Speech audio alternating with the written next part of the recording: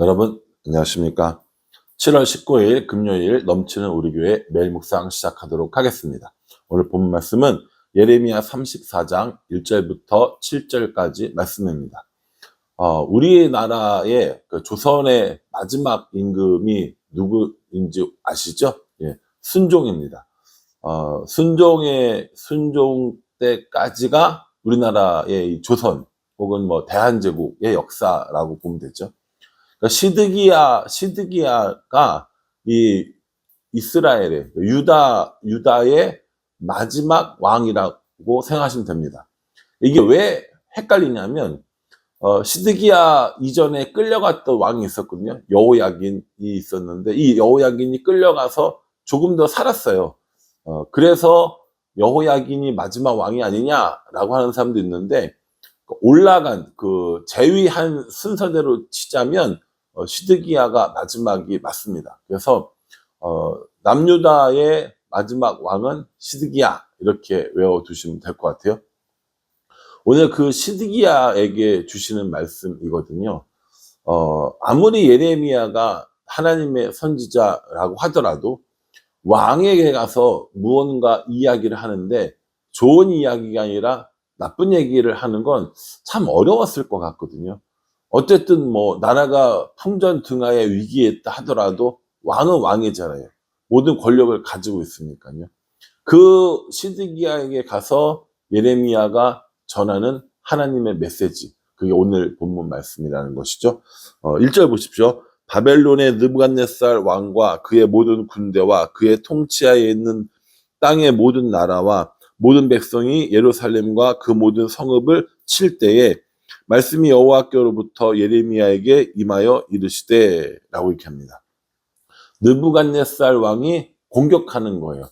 근데 어떻게 하냐면 그의 모든 군대, 그의 통치 아래 있는 땅의 모든 나라와 모든 백성들이 공격한대요.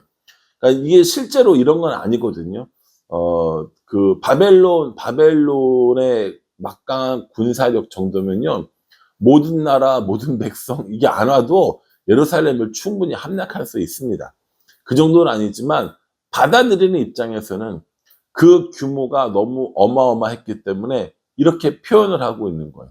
그 나라의, 그 백성의 모든 군대가 이렇게 하면서 정말 자신들을 공격하는 이 느부갓네살의 규모가 혹은 그 힘이 얼마나 대단했는가를 이야기해주고 있는 것이죠.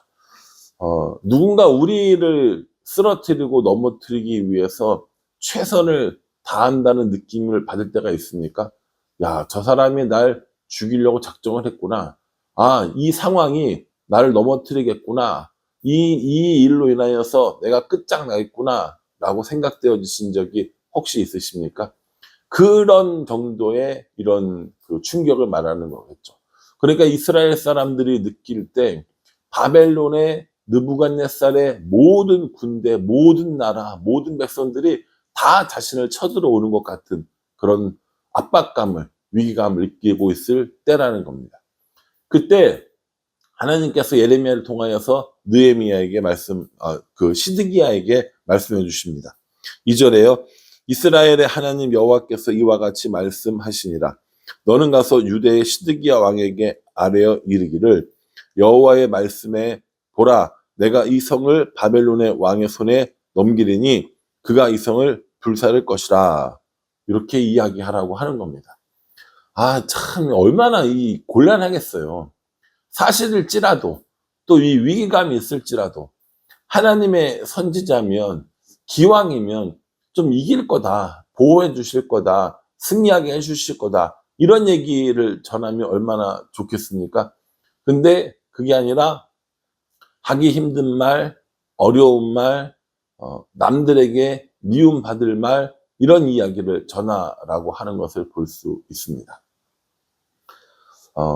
우리 이제 가끔 가다 보면 뭐 직장에서나 뭐 아니면 사람들과의 관계에서나 좋은 얘기는 내가 하고 나쁜 얘기는 네가 해, 이런 사람들 보게 되거든요. 왜냐하면 나는 나의 이미지가 있으니까 난 좋은 것만 하고 싶은 거예요. 그리고 좋은 거 줄 때는 내가 하고 싫은 거 할 때는 네가 해. 이런 사람들도 있어요.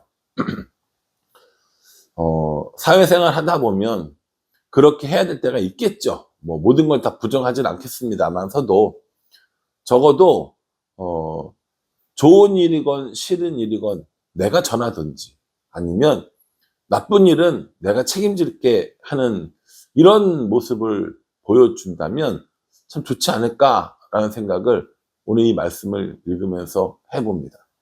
예레미야는 정말 곤란할 것 같았거든요. 이 성이 불탈 거야. 이 성이 무너질 거야.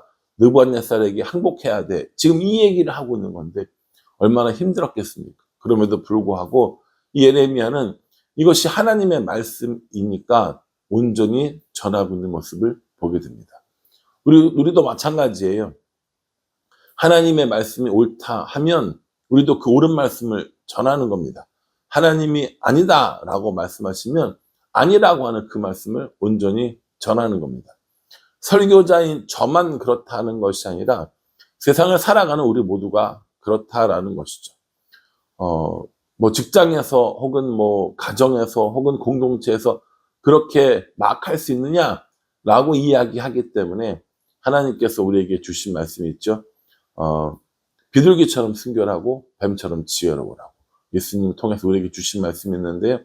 다른 사람들에게 이 이야기를 싫은 소리, 나쁜 소리, 그러나 꼭 해야 될 소리를 할 때 반드시 이 원칙을 따라 비둘기처럼 순결하고 뱀처럼 지혜롭게 이야기하는 자세가 필요하다는 겁니다. 예레미야는 오늘 시드기야에게 가서 이스라엘이 멸망할 것을 이야기해 주었습니다. 3절에 보면요. 내가 그의 손에서 벗어나지 못하고 반드시 사로잡혀 그의 손에 넘겨져서 내 눈은 바벨론 왕의 눈을 볼 것이며 그의 입은 내 입을 마주 대하여 말할 것이요 너는 바벨론으로 가리라 이렇게 말씀하십니다. 바벨론으로 가게 된다. 이게 무슨 말입니까? 포로가 된다는 거잖아요. 왕이 포로가 되는 상황이 될 것이다 라고 말합니다.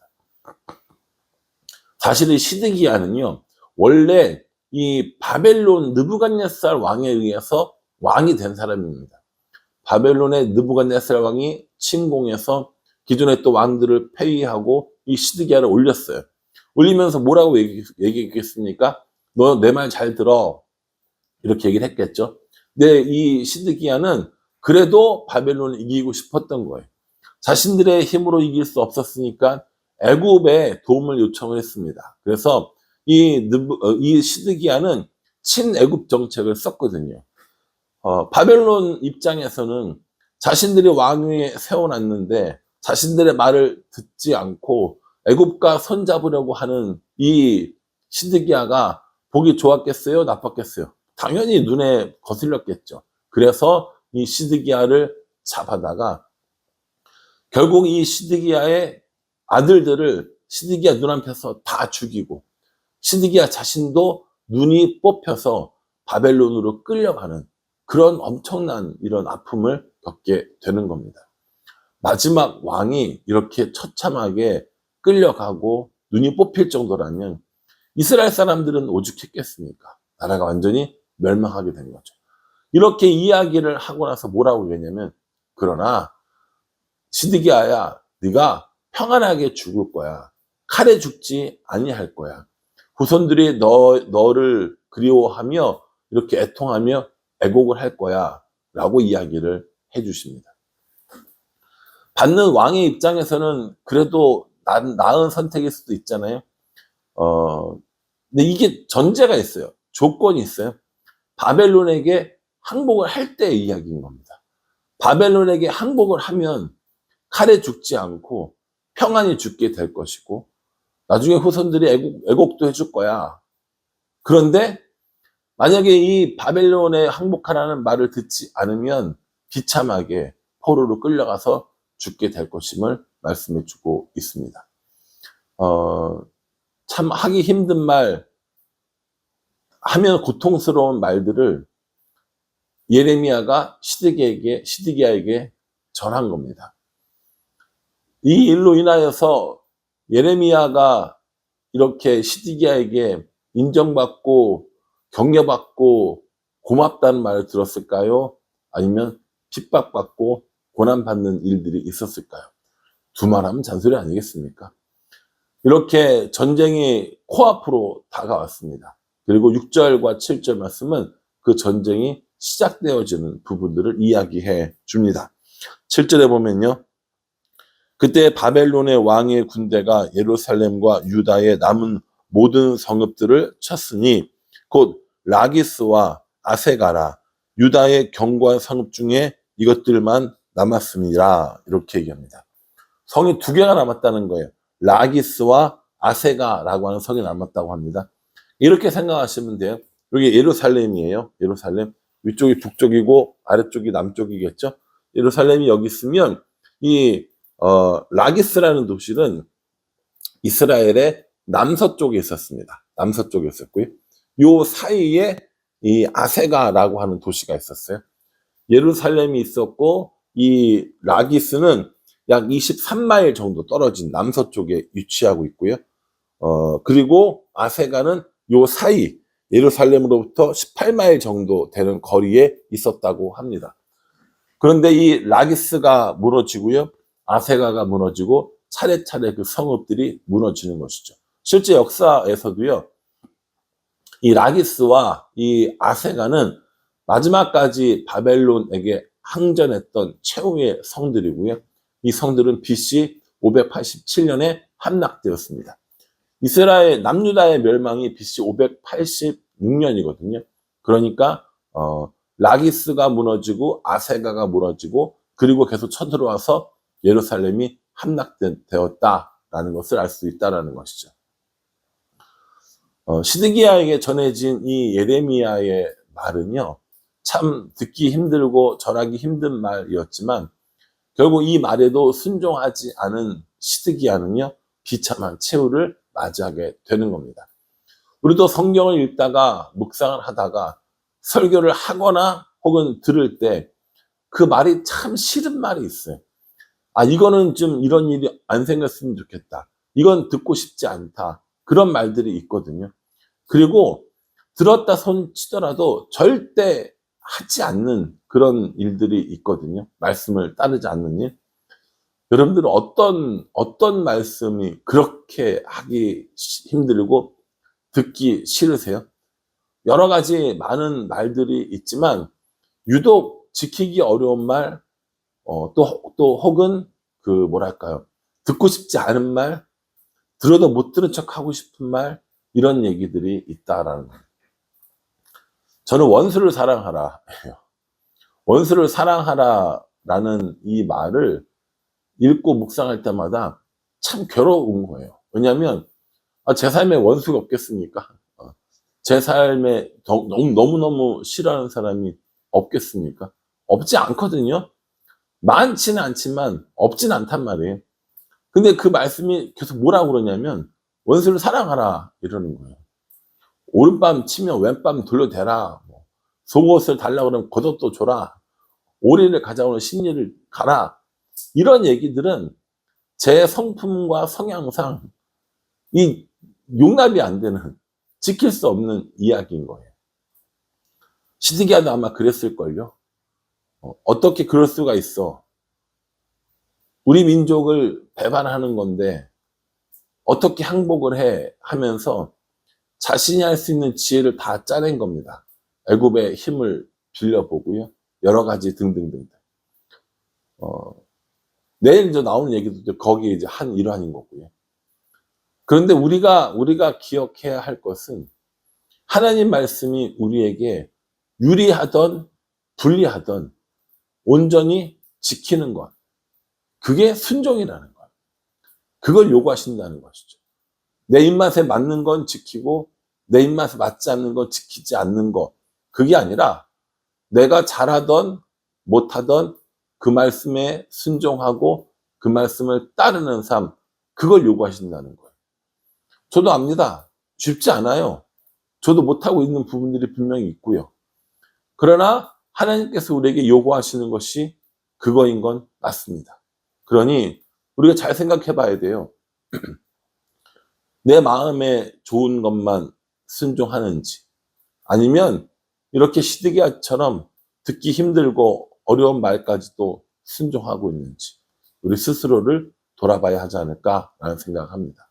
바라기는요, 순종하기 어려운 말, 듣기 힘든 말, 안 이루어졌으면 좋겠는 그런 일들까지도 하나님께 순종하면서 그 순종으로 말미암아 받는 하나님의 은혜를 경험하는, 그 순종으로 말미암아 누리는 복을 받는 그런 우리가 되었으면 좋겠습니다.